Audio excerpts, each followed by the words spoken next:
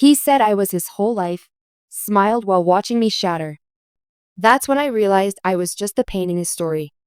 But then, I turned every second of his life into his punishment. I used to believe that love could save us. That someone could walk into your broken world and fix everything you were too afraid to face. I believed that because he made me believe it. His name was Aiden. He found me at a time when I wasn't even looking for anyone. I had just lost my mother to cancer. My father was a ghost even when he was in the same room. And I was floating through life with a hollow smile and eyes that forgot how to cry. But Aiden? He noticed the things that no one else did. He remembered how I liked my coffee, how I hated surprises, and how silence comforted me more than small talk ever could. He told me I was beautiful in the kind of way that felt like more than skin. He made me feel seen, like my pain wasn't something I had to apologize for. He said I was his whole life. And when someone says something like that, with trembling hands and eyes that look like they're trying to memorize your soul, you believe them. God help me, I believed him. For the first time in years, I let my walls down. I let him in. And slowly, brick by brick, he rebuilt the parts of me I thought were lost forever. He met the ghosts in my closet and told me they didn't scare him. He touched my scars and whispered they were beautiful. I thought I had found something rare. Safe. But safety, I would soon learn, was just the bait. The first cracks were so small, I almost blamed myself. The way he started asking where I was all the time, I thought it was concern. The way he got cold when I didn't answer right away, I thought maybe he was just insecure. Then came the control, wrapped in compliments. Wear this, babe. You look amazing in black. Don't go out with them tonight. You don't need anyone but me. You know I only get like this because I love you so much. That's how it starts, not with fists or fury, but with flowers and softly spoken poison. Before I knew it, my world shrunk down to his mood swings, his needs, his temper. I didn't even recognize the girl in the mirror anymore. My smile was mechanical. My voice, always cautious. I stopped going out. Stopped laughing. I was careful with everything I said, like walking on glass barefoot every single day. And when I cried, he smiled. He smiled like my tears were his favorite lullaby. Like my pain was a story he'd read 100 times and never got tired of. That's when it hit me like a train I never saw coming. I wasn't the love of his life. I was the pain in his story, the tragedy that made him feel powerful. He didn't save me. He studied me, learned how I broke. And then he shattered me, slowly, precisely, like it was a game he had all the time in the world to play. And I let him. Until the night he didn't even pretend to care. I was sobbing on the floor, shaking, knees bruised, heart bleeding from the latest emotional lashing he delivered without lifting a finger. And he just stood there, watching. And then, he smiled. That same twisted smile. The one that didn't reach his eyes. That was the moment something inside me, the last soft part, turned to ice. He didn't just hurt me. He enjoyed it. And you know what happens when someone finally sees the monster in their fairy tale? They stop trying to be the princess. That night, I didn't scream. I didn't cry. I just stood up, slowly, shakily, and nodded like I understood something now that I hadn't before. He thought he broke me. He didn't know he had just woken something far, far worse. Because if I was just pain in his story, then I'd become the kind of pain he couldn't write off. The kind that doesn't bleed out in a single scene. The kind that lingers, day after day, breath after breath. The kind of pain that lives inside your shadow. I didn't leave that night. I know. You probably think I should have, pack a bag, run, scream, burn every bridge. But that's the thing about monsters like Aiden. They make sure there's nowhere to run. He'd isolated me so perfectly. My friends? Gone, one by one, pushed out under the guise of jealousy, tension, or not understanding us. My job? I left it 6 months in because he said I didn't need to work when he was providing. My savings? dwindled, drained by bills he accidentally forgot to pay or things he said we needed to stay happy. And so, I stayed. But not as his victim anymore. I stayed as the storm he never saw forming. The next morning, I made breakfast. Pancakes, his favorite. I smiled when he came into the kitchen, kissed his cheek, acted like the night before was just another bad dream. And he believed it. Of course he did. Men like him always do. They never expect the woman they broke to stop crying and start calculating. He didn't notice how I started asking questions again, softly, innocently. Like, how's work going? And who's that new girl in accounting you mentioned? Or what time do you usually leave the office again? He didn't notice that I started keeping a notebook, logging every lie he told, every hour he wasn't where he said he'd be, every flirtation and secret he thought he'd buried. He didn't notice when I created a second email address, or when I took screenshots of his late night messages to women he thought I'd never discover, or when I downloaded the call records from our shared phone account and highlighted all the hours he said he was working late but spent whispering into someone else's ear. He didn't notice until it was too late. I became two people, the broken girl he thought he owned and the ghost behind the curtain, planning, watching, recording. And while he laughed with other women, while he crafted his next cruel manipulation, I was building the world that would trap him. I found out everything. The affair with his coworker, the burner phone he kept taped behind the toilet tank, the second bank account in his name that he was using to hide money from me, or maybe from everyone.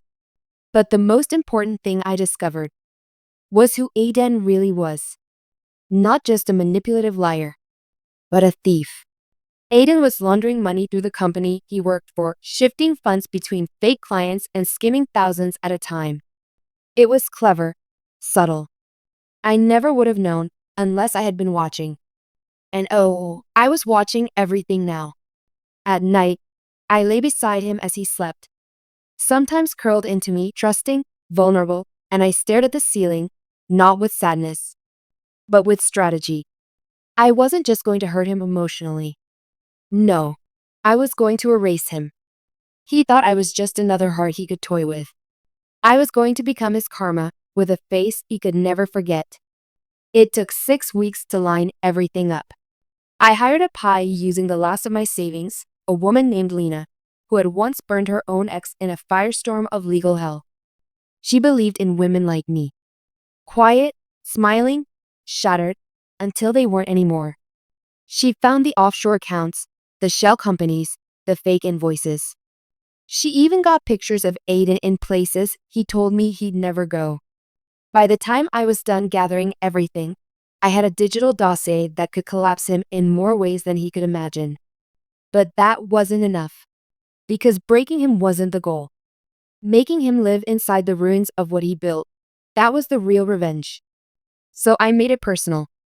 I printed out screenshots of his messages to his mistress. I mailed anonymous letters to his boss, his parents, his coworkers, with evidence folders tied in pretty red bows. I leaked his fake invoices to the company's legal team through an encrypted server. And then, I waited. I didn't confront him. Didn't scream, cry, or accuse. I just sat across from him at dinner every night, asking him how his day went, nodding sweetly when he said, fine, even as the walls started to close in. The first sign was subtle, a nervous twitch in his jaw when he got a call he wouldn't answer in front of me. Then the tension, long silences during dinner, eyes darting to his phone, whispers in the hallway. Soon, the company launched a discreet audit. He still didn't suspect me. He thought it was bad luck. A jealous coworker. A software glitch. Anything but the woman folding his laundry and humming in the kitchen. But the best part was the morning he woke up to find his mistress's husband waiting for him outside our apartment. I didn't arrange that meeting. I just left a few clues where the right eyes could find them.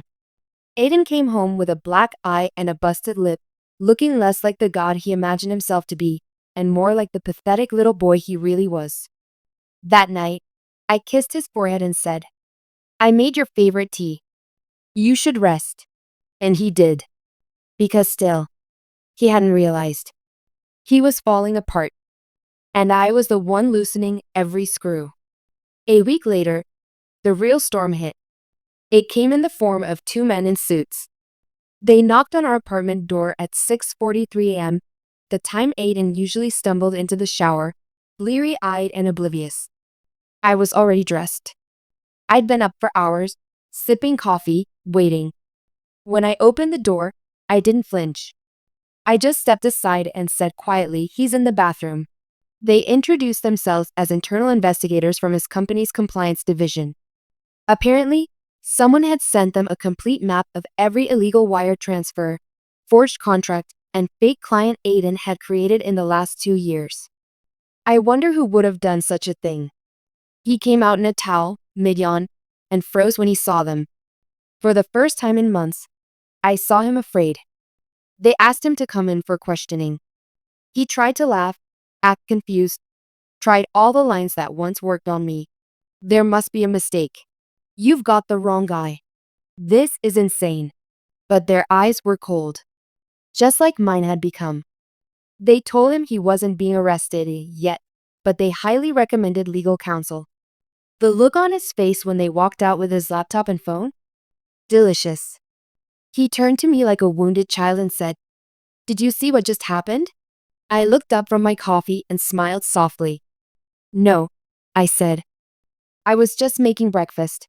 That day, he didn't go to work. And the day after, they suspended him pending further investigation. The news spread faster than fire on dry grass. Suddenly, the man who once strutted through life like he was untouchable became the subject of whispered gossip and polite avoidance. The fake friends? Gone.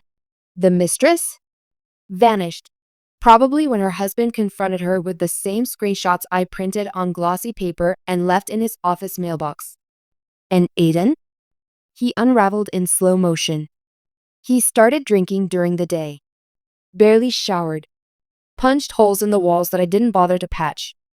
The confident, smug man who once told me I was lucky to be with someone like him now paced the apartment like a caged animal. But still, he never suspected me. Why would he? In his eyes, I was weak. Emotional. A woman too broken to even leave, let alone orchestrate a takedown worthy of a Netflix documentary. So I kept playing the part. I cooked. I comforted. I listened. And I watched as he fell deeper into the pit I had dug with my own hands. Then came the final move. See, financial fraud is one thing. You can explain it, spin it, maybe even settle it. But what happens when all your secrets come out at once? Like the illegal account he used to buy substances under a fake name. Or the footage of him, drunk, at that club he swore he'd never step foot in. Footage I bought anonymously from a security guard for $300. Or the text messages he sent to his married boss, trying to blackmail her after she tried to fire him last year. All of it, sent to the right people at the right time. And then, the arrest came. Not for murder. Not for violence. But for white-collar crime, extortion, drug procurement, and corporate theft. The mugshot was poetic. Bruised, unshaven, dazed. He looked like a man who had seen the devil. He had. She just wore lip gloss and smiled at his mother in the courtroom. When the trial began, I sat quietly in the back. He spotted me once. Our eyes met. And for the first time ever, he knew. It was me. I didn't mouth anything dramatic like, "I told you so." I just tilted my head and smiled. The trial dragged on for weeks. Witnesses testified. Evidence piled up. And Aiden, the man who once told me he could talk his way out of anything, could only sit in silence while the empire he built on lies burned down around him. He took a plea deal. 7 years in federal prison. Minimum. He cried when the sentence was read. He cried. The same man who smiled when I cried, who mocked my pain, who dismissed my suffering, now sobbed like a child in a suit 2 sizes too big. And I didn't shed a single tear. Because my grief had already died the night he smiled while I shattered. Now, there was only justice, Aiden thought prison would be the end. He didn't realize. It was only the beginning. See, men like him, manipulators, abusers, liars, they thrive in shadows where they can control everything. The narrative, the victim, the silence. But prison doesn't have shadows. Only walls. And walls don't care who you were on the outside. He was processed, stripped, shaved, and locked up like every other fraud in the system. No special treatment. No one calling him sir. No fake smiles. No control. And most importantly, no power. At first, he tried to play it cool, cracking jokes with the guards, acting like the charges were a misunderstanding, like he was working on an appeal. But it didn't take long for the truth to settle in. No calls were coming. No lawyer was fighting for him. No family showed up to visit. Because I made sure everyone who ever believed in him saw who he really was. I made sure his parents got the full folder with my personal letter explaining everything their perfect son did. How he broke me. How he laughed through it. How he destroyed lives to make himself feel powerful. They didn't respond. But I know they read it. Because they never came to his hearings again. His job was gone. His money frozen. His accounts seized. And those women he once charmed? They vanished faster than the fake promises he fed them. He was alone. Truly, brutally alone. And then, I made sure the other inmates knew exactly what kind of man Aiden was. See, I didn't stop at legal justice. I wanted poetic justice. So I used a burner phone to drop anonymous tips into the prison gossip stream, messages, screenshots, carefully written summaries of how Aiden had emotionally manipulated, abused, blackmailed, and humiliated multiple women. How he smiled while breaking them. I knew how men in there saw people like Aiden, not as slick white-collar criminals, but as predators. And predators don't get respect in prison. They get watched. Cornered. Handled. Aiden wrote me one letter. Just one. It came 6 weeks into his sentence. The handwriting was shaky. The tone. Desperate. I don't know who else to reach out to. Everything's falling apart. I need you. Please. I know I made mistakes, but you're the only one who ever really knew me. I'm scared in here. I need someone. Please. I read it once. Then again. And then I burned it. He thought I'd feel sorry for him. That I'd remember the warmth he once used to chain me.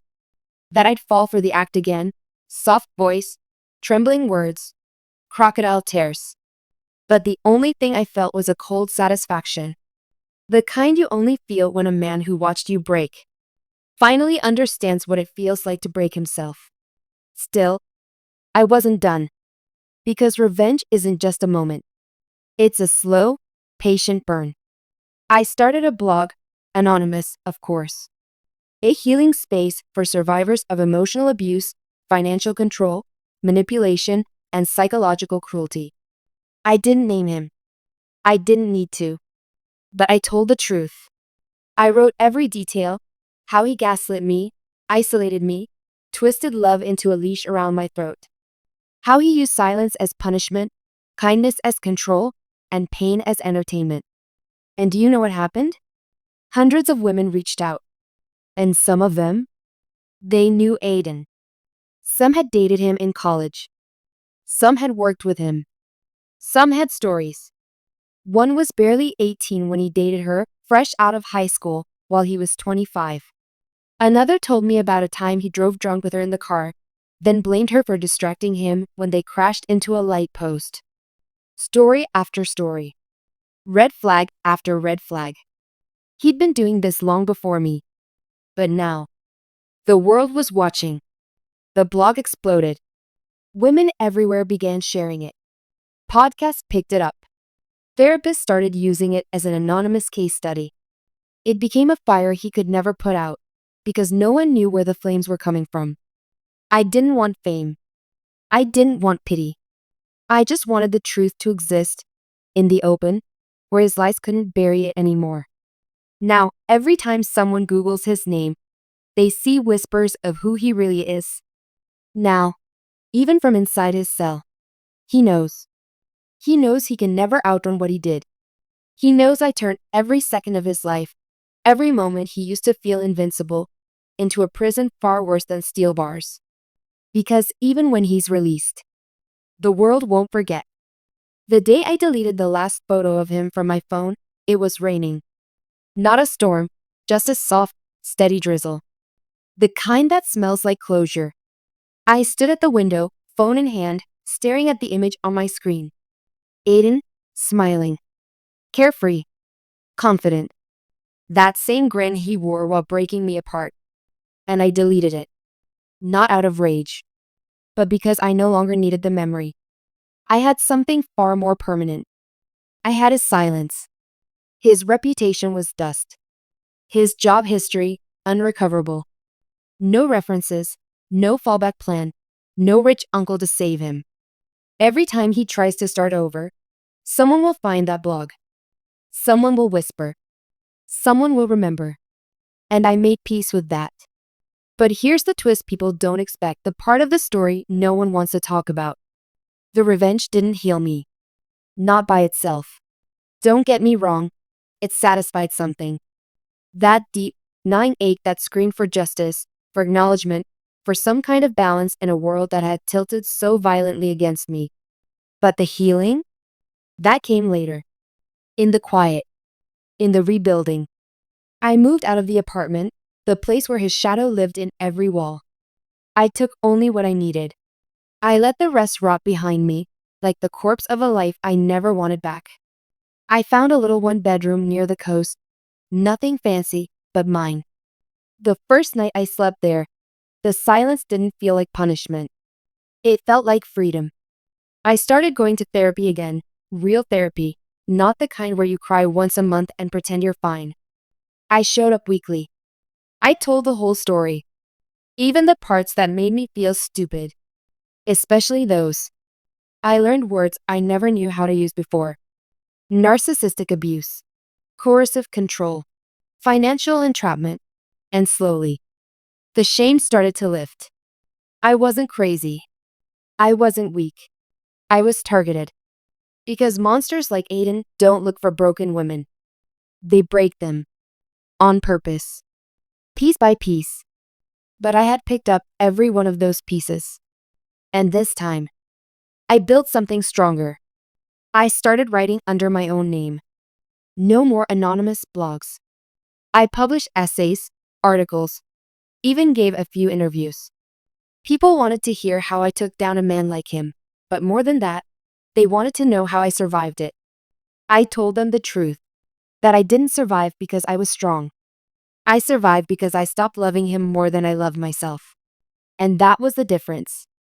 Eventually, I went back to work, a new job, a new field. It was terrifying. I kept waiting for Aiden's shadow to creep back in, to tell me I wasn't good enough. But he wasn't there. Just me. Reclaiming everything he tried to destroy. And then one day, I got a letter. Another one. It came with no return address, but I recognized the handwriting instantly. Aiden. I should have tossed it in the trash. But I didn't. I opened it. I still don't know why you did this to me. I lost everything. Everyone turned on me. Wasn't the breakup enough? Why did you have to ruin me? I stared at those words. Why did you have to ruin me? And for a moment, just one brief, flickering second, I almost laughed. Because he still didn't understand. I didn't ruin him. He did. I just made sure the world saw it. I didn't write him back. I didn't need to. Silence is the loudest answer you can give someone who once used your voice as a weapon against you.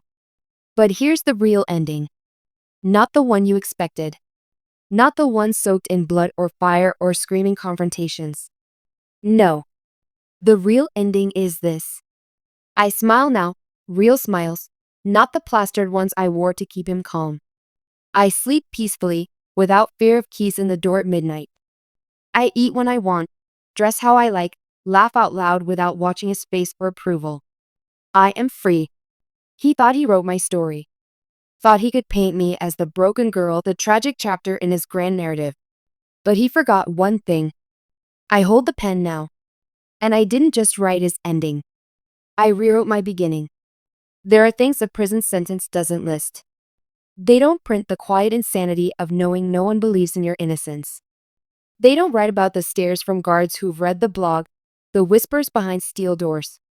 And they definitely don't list the kind of madness that grows when the only thing echoing in your head is the sound of her silence. That's what Aiden was left with.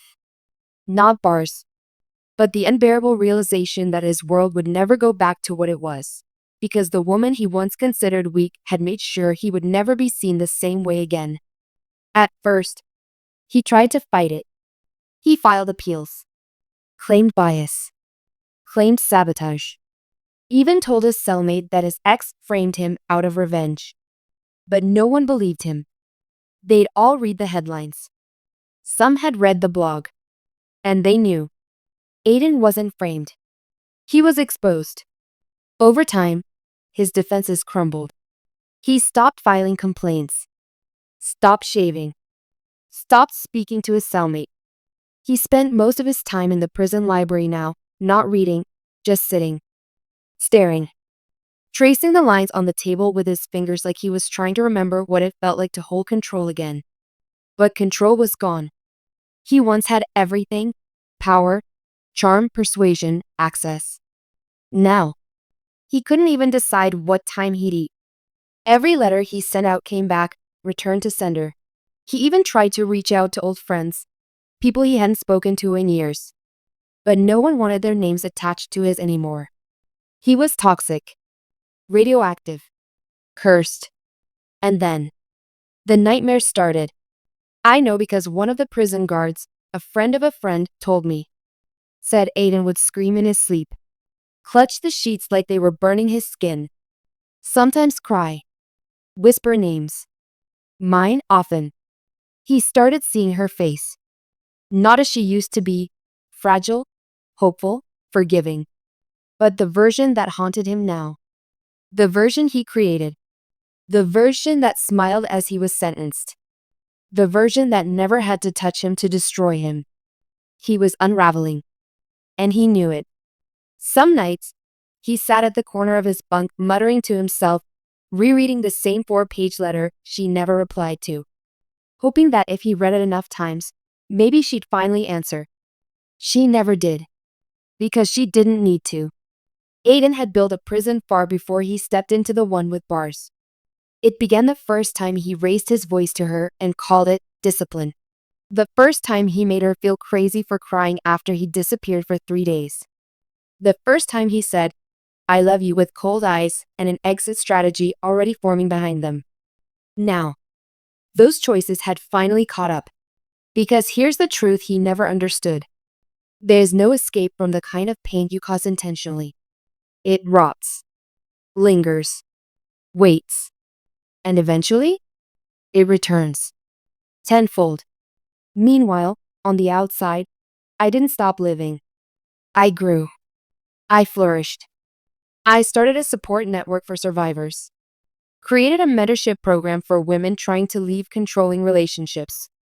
Every time someone emailed me saying, "Your story gave me the courage to walk away," I felt something Aiden never would.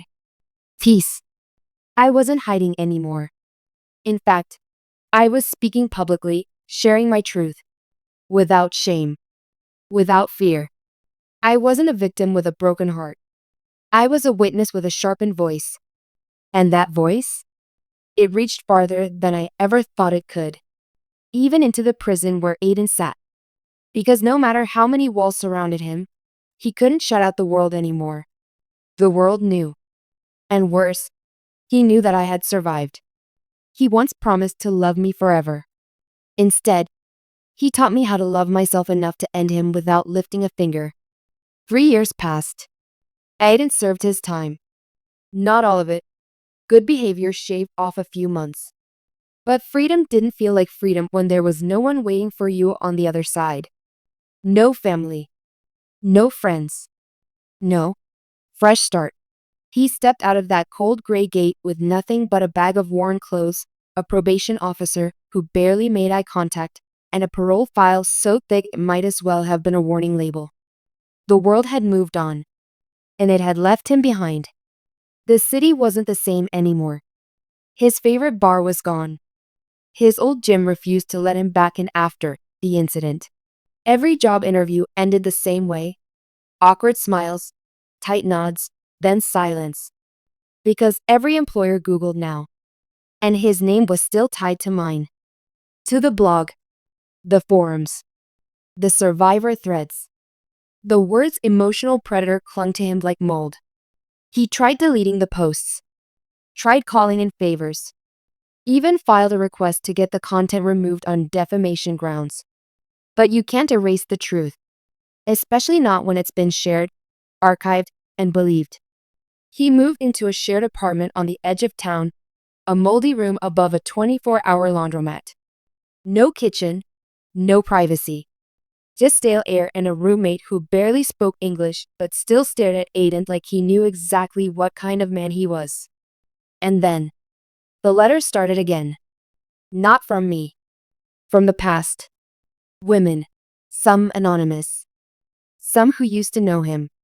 Some who never met him, but knew him all the same, through my story, through their own bruises, through the same quiet terror he used to twist into love. They send him letters through the blog's contact form. Dozens. Each one ended with the same haunting sentence.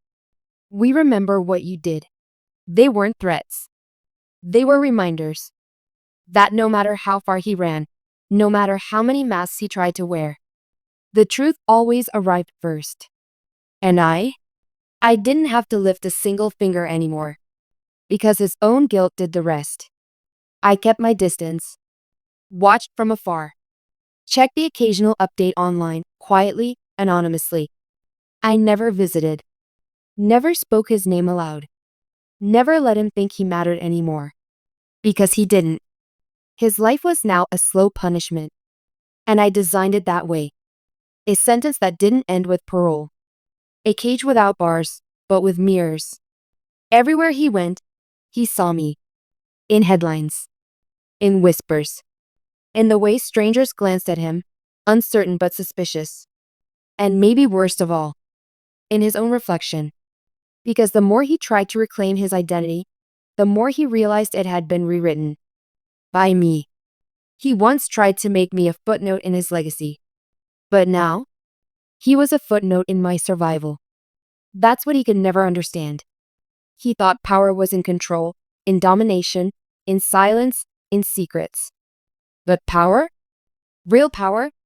It's in truth. It's in the voice of the girl you broke, echoing louder than you ever expected, long after you thought you silenced her. It's in the way people remember the pain you caused, and pass that memory forward like a torch. And then came the final twist.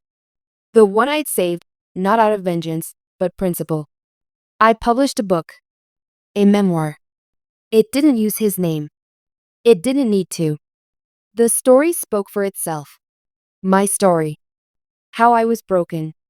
How I was manipulated. How I clawed my way back from the ashes with nothing but rage, truth, and the fire he left behind. The book exploded. Bestseller lists. Podcasts. Survivors writing in. Schools asking me to speak. And guess who saw it? Guess who watched, day after day, as his worst nightmare climbed higher and higher, while he disappeared further into the background.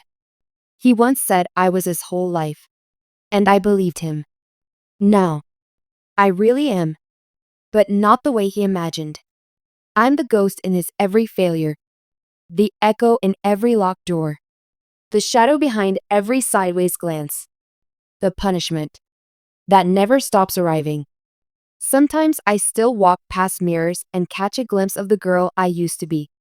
Not physically, no, she's long gone. But in the eyes. That lingering softness that still hopes for people to be better than they are. That part of me hasn't fully died. And maybe it never will. But I don't hate her anymore. I used to. Used to look back at the version of myself who stayed too long, forgave too much, bent too far, and I wanted to scream at her. Shake her. Ask her why she didn't leave the first time he turned cold.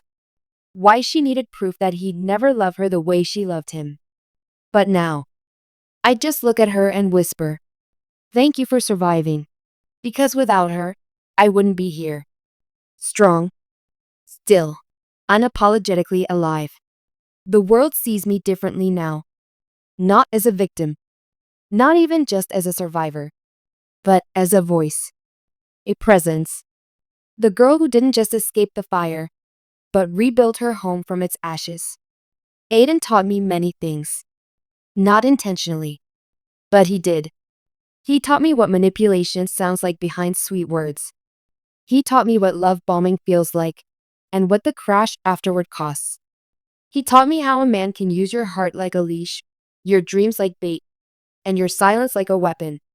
But more than anything, he taught me what never to accept again. From anyone. Not a lover. Not a friend. Not even from myself. I once thought closure would come from watching him suffer. From revenge. From the unraveling of everything he built. And yes, part of it did. It was satisfying to watch him fall. To see the mask crack, the lies exposed, the power drained from his eyes when he realized I wasn't afraid anymore. But real closure? It came quietly. It came the night I realized I hadn't thought about him in weeks. The night I laughed, really laughed, at dinner with friends, and didn't flinch at the sound of footsteps behind me. The day I signed a letter not with his last name, but mine. It came when I remembered how to exist without waiting to be hurt. When I stopped telling his story and started living mine. But I still left him something. Not a letter. Not a threat. Not a name in the book. No. I left him a mirror. Not a literal one, a figurative one. Because everywhere he goes now, he sees it. Every news article that talks about emotional abuse, that's me. Every time a stranger glances at him and looks away faster than normal, that's me. Every locked door, every unanswered call, every opportunity that slips through his hands like sand, me. Not out of malice, out of justice. Because monsters don't fear fire. They fear memory. They fear being known, unmasked, named, remembered. So, if you ask me how this story ends, whether I found peace, whether the pain is gone, whether I ever really moved on, I'll say this. I didn't move on. I rose. Like smoke. Like storm. Like justice in heels and red lipstick. Telling the world that the girl who once broke for a man like Aiden now builds empires with the pieces. He said I was his whole life. And smiled while watching me shatter. That's when I realized I was just the pain in his story. But then, I turned every second of his life into his punishment. And I kept living. Louder than ever. Brighter than before. Unbreakable.